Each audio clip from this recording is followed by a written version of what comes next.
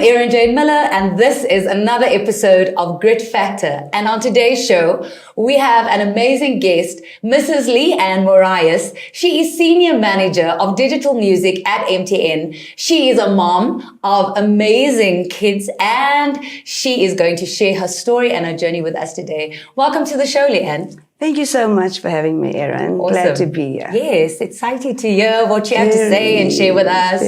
So I think we'll get right into it. Maybe just share with us a little bit about who you are, who is Leanne, what are you passionate about, what do you love? Sure.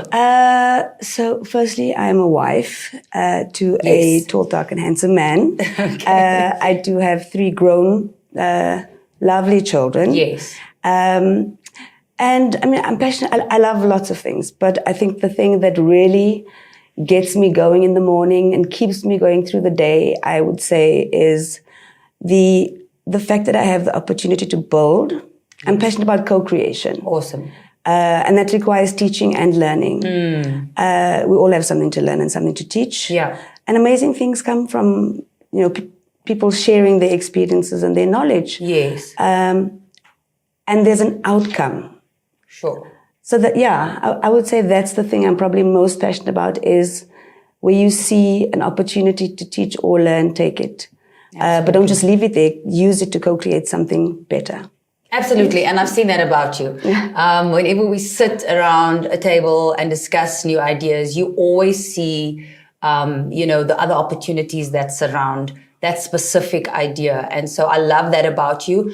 And I also love the fact that you're in the digital space, but whenever we speak about anything concerning music and artists, your eyes light up and your heart begins to pound and you get excited, and I can see the sparkle in your eye. What is it about artists that, that just makes you so passionate and gets you going? Yeah, my heart definitely pounds. Mostly because I just get excited, and sometimes because I just get angry at the fact that artists, and let me be specific, South African artists, local artists, or from the continent, there's so much talent here. There's so much, the gifts are so many. Yes. And they get used. They just don't get compensated for it. Sure. And again, that just goes back to sharing of knowledge, sharing of insights and experience, and teaching and learning. Because of course the artists don't necessarily know what belongs to them or what is due to them or what is reasonable and what is actually unreasonable in terms of contracts and those kinds of things. Correct. Because, and justifiably so, they are, and I know there's a perception that artists are just artists, that they don't know better. But, and that may be true to some extent because they are working their gift. Yes. They only know what they know, which is why it's important for the rest of the industry to teach them what they don't know, to manage ideally their own careers and not be dependent on someone else to manage their gift for them. Yes. I mean, it's tragic when you know of legendary artists who, die and have paupers burials. Wow. Who are world renowned and have made millions for people, but not necessarily for themselves. Because they didn't know any better. Nobody took the time to tell them or to teach them or to train them up on things that they should have known. Yes. Yeah. So, I mean, I just think in your space, and obviously you in the digital space, what opportunities are there for artists? Sure. And that's why I think this is it's such a blessing to be given the opportunity to be in the digital space. Yeah. And certainly from a network perspective, I mean, with 32 million subscribers. Wow. If you think about what an artist needs to create a track, for example, not everyone's got access to the equipment, to the expertise, to mixing and mastering. Some of them have never heard about mixing and mastering. They just know that they can sing or they can put a beat together. And then there's selling the actual thing, making money out of the thing, which previously you would have to go and cut a CD and then sell out of your booth or give away at malls. Now with digital, everyone's got a phone. You can access music via all kinds of streaming services. But there are other products and services where artists can have their music loaded and generating income without having to go to the extremes of, or the costs of paying for CDs. Nobody buys CDs anymore. But it makes it accessible to them to get their music out there and to generate an income for them to continue to build their careers. Absolutely, I love that. And I think it's really great. I think I know a lot of artists have, you hear things on social media and stuff, and you hear artists saying things like, this specific record label made or platform made 70 million off my, music. I saw not even 1% of that. In terms of streaming, because they will say things like, this thing got, like the song got 100 million streams. But like, how does that translate into cash money in my bank? Correct. Yes. That is one of my biggest passions, is to spread the word to the artists, get their attention. Because I think even as artists, the idea of admin sends them running for the hills. But when they understand that if you just pay attention to these 5 or 6 key points, those 100 million streams, you will quite comfortably be able to see your part in it. Sure. So, and it's a complex industry. It's a complex ecosystem. The music industry. And it's especially fairly new, digital. right? And it's fairly new. I mean, digital is 15 years old, right about there. And that's still really new, given that the music industry technically really started in the 19th century or something. So 15 years is not a long time. But it is complex, and it isn't just about the creation of the music, the distribution of the music, and understanding where your music is going and tracking where that is, and knowing, okay, I should be getting X amount from that platform because I can see how many downloads I have or streams I have. But there's also things like copyright. And there are royalties, rights that platforms have to pay organizations like Capasso, for example.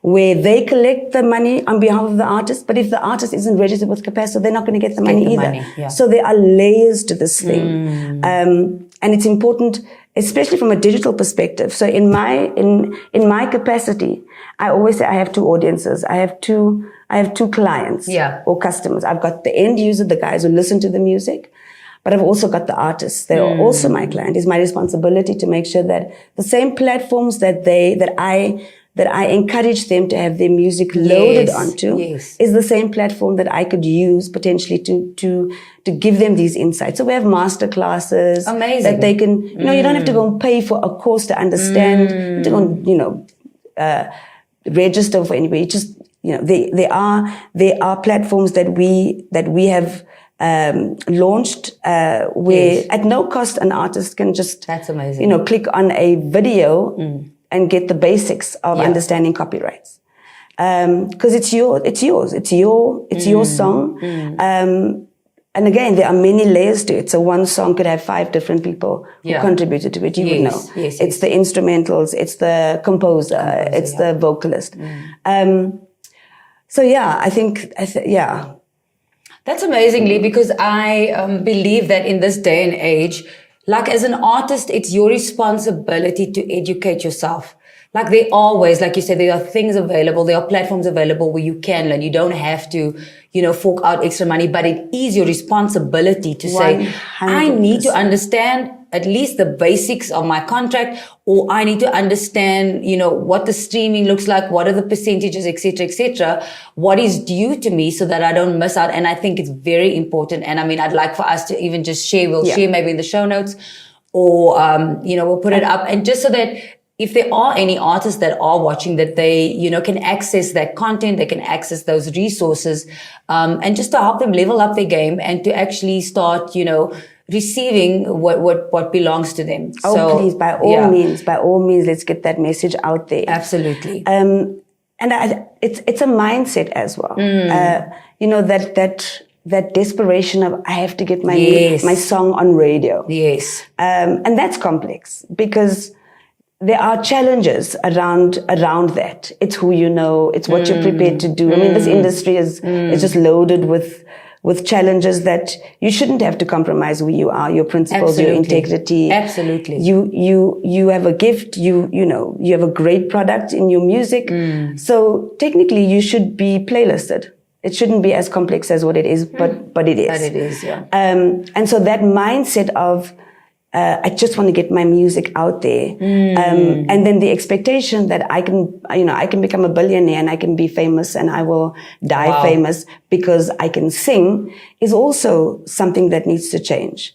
But that can only change when you understand that, like you say, it's your responsibility as an artist to understand the business of music, not just the creation of the music. And in that way, you can also then diversify your gift. Yes. There are other opportunities, not just the music that you make, because I'm passionate and I'm a creative. And that's great because that's what you need. But don't forget that there are other opportunities. Don't stop there. You could get commissioned to do a song for a particular campaign. That's a great opportunity. Yes. But if you're sitting in studio, at 4 a.m. and I'm in studio because I'm an artist. This is when I'm inspired. That's great. But there are opportunities out there. Yes, there's so much more that's available. Yeah. So that's great. That's great to know. There's a lot of talk about, women being in the music industry. And I guess it's across the board. In all industries, you find that, there's males that dominate the industry and females there's some sort of inequality in a sense. From an artist perspective, I think we spoke about this the other day, that there are, the majority is males that are winning awards, that have categories and, at award ceremonies, those kinds of things. What do you see happening in the industry, specifically where you positioned? Is it like that? Is your industry male dominated? And if so, how does that affect you and how do you navigate that? The short answer is yes. Okay. And it isn't even in a way. It is absolutely 100% male-dominated. The music industry is male-dominated. The corporate industry is male-dominated. I don't personally know of any revenue-generating industry that isn't male-dominated. Yeah. Whether that's what the face of the industry is or whether what's happening behind the scenes. It's male-dominated. Gotcha. And to your point, everything from the categories of awards, for example, to producers who are considered the best producers to go to DJs. I mean, Zintle broke the code for that. Yes. And that's fantastic. And she's doing amazing things. She's got a DJ school for women. Oh, wow. I didn't know that. But then there's a whole sub-industry in terms of production, in terms of composing, in terms of law, music law. I only know of male music lawyers, and they are considered the bulldogs of the industry. But again, so there are other areas that we as women need to consider, and the only way we're really gonna even the playing field, so to speak, is if we take the step and break through. Often you walk into a room and you're like, oh, I'm the only girl again. Wow. And instantly you almost feel like you have to speak louder. Sure. Because there are 10 of them and there's one of me. I need to be heard, yeah. It's also conditioning to some extent. And so we've almost been conditioned to immediately try and match the male energy in the room. And I think it works, but it's very short-lived. It's not sustainable because we don't have to match the male energy. Yeah. I'm a big fan I'm quite happy with the man being the head and the woman being the neck because the neck controls the rest of the body. And if the head needs to move, the neck needs to agree to that. Yeah. So I'm okay. As women, I also think there's a fine line between sharing the limelight and being the drivers of change. I love that. And I think our gifts as women are being the drivers of change. And then, of course, egos. We all have egos, male and female alike. Males' egos are just a completely different ecosystem. Yeah. But we can't deny that we all have egos. Yeah. The good thing is we are more self-aware. It's a natural gift for women. Yeah. I think we've conditioned ourselves also to ignore the fact that we're self-aware because we're trying to match the male energy all the time. But it isn't necessary. It isn't sustainable either. I think we should use our feminine power, I'll say feminine power, as nurturers, Use our gift of listening. We know that you can't speak and listen at the same time because if you've got kids, you know. you know. Yeah. We also know how to compose ourselves to a large extent. Yes. And let's use that because we create a safe environment. But you have to be consistent about it. If it doesn't work in the first meeting, don't stop doing it. Water cuts through rock, not because of its strength, because of its consistency. Sure.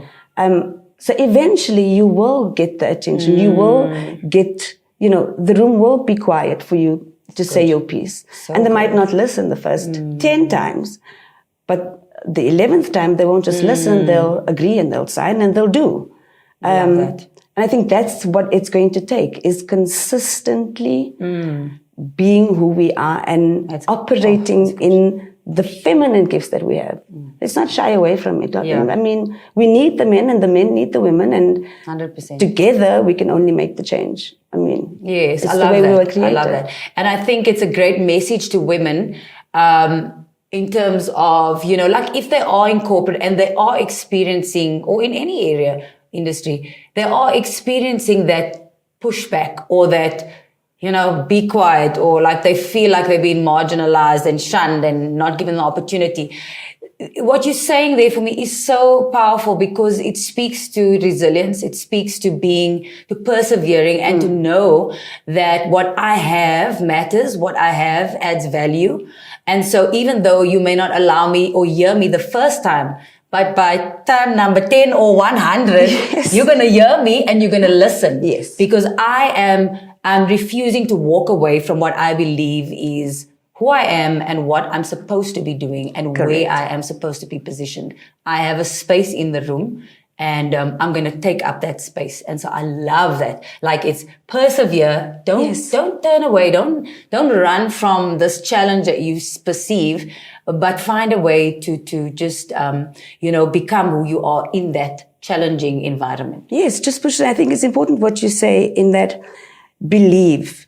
If you don't believe that what you have to say is going to add value to the conversation, that's a different story. Then that's something that you need to address internally and maybe go through that process and understand. If you're not confident that, what I have to contribute is going to add or make a change, then that's a different story, because then you're going to project a different energy as well. Yeah. There's a level of and I'm not saying that that men are not confident or that they are threatened by women, because I don't think that's the case at all. I think there's a fight for space, because especially when the energy from the woman is that everything you can do, I can do better. As women, that's fair, that's natural, that's an expected response. So also understand, when you get a response or you get ignored, why is that happening? Is it the way I'm approaching the situation? Is it my tone? Yeah. Because again, we're able to do that. We are more self-aware. We are. Even if we don't know it. We have a tendency to immediately think, oh, I know that was a little bit hard from my side and maybe not really necessary. And then, we might just shove it aside because, that's what I need to do to get this message across, but it isn't. Yes. Yeah. Yes. And I think also sometimes it's just something that, like you say, like sometimes men are also just asserting themselves to take up their space and protect, their area and their space and their influence. But I also think, like, in the world today, there's a lot of talk about this toxic masculinity and, the patriarchy and all of this. And I mean, I'm raising boys. And so for me, I want my boys to be a man's man. 100%. You know what I mean? And there's certain things about them that I would instill in them, that I will allow, that I see that are things that I cannot stop and shut up just because, this is the culture. Yeah, we sensitive, exactly. We're overly sensitive. Very. And so I think also just just to jump on that in terms of, raising kids, raising boys, what does that look like? What do we teach them? Do we teach them to be quiet, or do we teach them not to be so masculine? What are we teaching them in the world that, like you say, is so sensitive? I mean, you've got 2 boys and you've got a girl. And what does that dynamic look like? I think it's very interesting because there's a girl in the pot, and like, how do they, relate to her and vice versa? And also like, how do we raise our children in a sensitive world? Like, are we saying to them, yes, are we treating them with kid gloves? Are we portraying to them or letting them know that that's okay to be like that? Or are we challenging them, to be a bit, like tough and toughen up, toughen up a little bit. There's certain things that's not the end of the world. And I just see so many, things on social media. And then I think like, wow, in our day, and I feel very old to say this, but I would say in my day, you would fall and scrape your knees and your mother would say, but did you die? Yes. She would not even. Oh, it's ground tax. Yeah, exactly. Off you go. What do you want to do about it? And I think I was like, oh, baby. And I get that. I get it's a different age and it's a different generation. But how do you deal with that with your children? Sure. I've got a middle girl, which adds to the spice in the pot. So we raise our children not for ourselves. We raise them to go out there. We raise them for the world. I'm raising boys who will eventually be husbands and fathers. And I'm raising a girl who will eventually be a wife and a mother. And make a change based on the gifts that they have, based on the intrinsic power, masculine and feminine. I think for me, what's been important is my husband and I, constantly, your gauge as to, are you abusing your masculinity or your femininity? Yes. Are you being manipulative with it? And the only, for us, the most important gauge there is honor. Like, are you being honorable? Sure. Like, as a man, be the man. But don't be a dishonorable man. Correct. As a woman, be the woman, but don't be a dishonorable woman. And if you're honorable, you won't be manipulative. You won't be toxic. You won't be abusive, whether that's psychologically, whether it's verbally, because it's the opposite of honor. So if you just keep checking yourself during a conversation, a crucial or uncomfortable conversation, emotions aside, is how you are engaging with the person right now. Is it honorable? Yeah. And if it isn't, then check yourself. Maybe excuse yourself for a few minutes. Yes. But at no stage do I discourage the boys from being boys. Good. Yeah. I am raising men. Yes. My husband and I are raising men. Yes. And we are raising a woman. And they have something to offer the world. And it's important for them to know that. And they are going to need the grit. Yes. To navigate. Absolutely. when they leave us. Absolutely. We'll not always be there at the end of the line, to fix things or to go and stand in the gap and defend them. Yeah. But if they are learning to navigate their own lives, but also honoring the environment that they're in, then it's gonna take a lot for them to go wrong. And I don't think it's as hard. It's actually not as complicated. Yes. As for falling and if you break your arm, like if there's blood and a lot of it, call me. Yeah. If there's smoke and the house is on fire, otherwise just handle it. Yes. You'll figure it out. I agree. I mean, I'm sounding harsh, but that's the world is harsh. Exactly. And for me, I want kids that are able to navigate the world. The world is tough. It's ruthless. And yes, there is love, and there's so much love, and there's so much compassion. But there is also, just that little bit of fire to say. I don't think it's either or. I think you can be firm in love. Absolutely. You can be, being feminine and being nurturing in a boardroom, in a meeting, being being honorable doesn't mean you're a doormat. Yeah, absolutely. It doesn't mean you're going to allow somebody to disrespect you. But it's the way that you do it. Yes. It's your approach. The approach is everything. And so, you need to be, there is no resilience that will be built if you're mollycoddled. Absolutely. I can't think of another way to say it. Spot on. Awesome, Andy. I'm so grateful for you just coming on the show and chatting to us. And I know there's so much more and so much wisdom and experience that you have. But just before we go, just share with us maybe quickly, like, what are you working on from a personal development point of view? Is there anything specific that you've been learning or growing in an area, perhaps?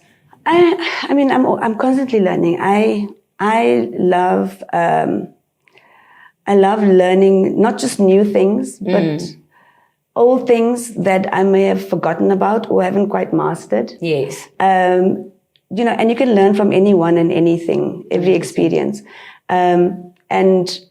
But for me, what I'm personally working on are some internal issues, just mastering that self-awareness. Yes. Yeah. Also just, thinking before you speak sounds like such a simple thing. Yeah. And not letting emotions make the decisions. Very good. For me, it's something I constantly work on, because I am a passionate individual. Yes. And I'm excitable. Yes. And sometimes, I just have to understand the outcome that I'm looking for. Yes, that's good. And then kind of temper the excitement or the energy a bit. 100%. So I'm working. There's a lot of. I feel you on that. I'm turning 50 this year, so I'm trying to do when I enter the fifth floor. And I won't have mastered it by no means, but I want to be a little bit better. In terms of, I just want to go back to the artist thing and the opportunities. Yes. I think it's, we're constantly working on not just ways to add value to customers in terms of entertainment, but constantly working on how do we give back to the industry. And for me, the most important way is just give them the tools that they don't even know that they need. Very good. And make it accessible. So like I said, there are lots of these platforms, and I'm happy to share them with you guys. Yes, definitely. Where artists, whether you're an aspiring artist, a lot of established artists don't know either, because they constantly have these teams around them. Yeah. But again, even if you do, make it your business to understand your own future, and so that you can map it out, and you can, you'll know what's wrong. When something goes wrong, as opposed to finding out when it's too late because you wouldn't have known better. Yes. Great. So thank you so much, Lee. We really just so grateful that you came onto the show, and just the fact that you have a heart for the industry, for the music industry, and just the artists, and your heart is to give back and to empower them. And that's what this platform is all about. So I am so grateful and thankful, and all the best with everything else, with all your amazing endeavors, projects and things that you're working on. And hopefully we'll see you again on the show. And thank you. This is such a great platform. I will definitely be following this. I hope it lasts for, this is not just we need to expand from podcast to broadcast. Yes. Thank you. Thank you so much. If you enjoyed today's episode, please make sure to like, subscribe, and leave us a review on your favorite podcast platform. Don't forget to follow me on social media for any updates, behind the scenes content, and so much more. You can find me on Instagram at ErinJaneMiller08, on Facebook as Erin Jane Miller, and on TikTok at Erin Jane Miller.